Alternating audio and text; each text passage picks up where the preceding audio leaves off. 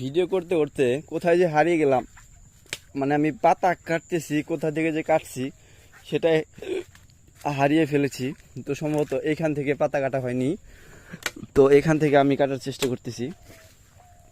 তো যখনই আমি পাতা কাটতে আসি তখনই আমি টুকটাক ভিডিও করি, কেননা একা একা কাজ করতে অতটা ভালো লাগে না। তো পাশাপাশি কথা বলি, এমনকি আপনাদের সাথে টুকটাক শেয়ার করি, সব কিছু শেয়ার করি যেগুলো আমার সাথে ঘটে।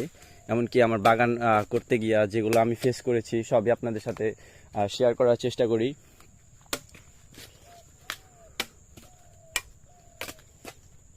তো এই যে কিছু পেঁপে পড়ে রয়েছে নিচ দিয়া, এই যে এখান থেকে এই পেঁপেটি আমরা কেটে দেব।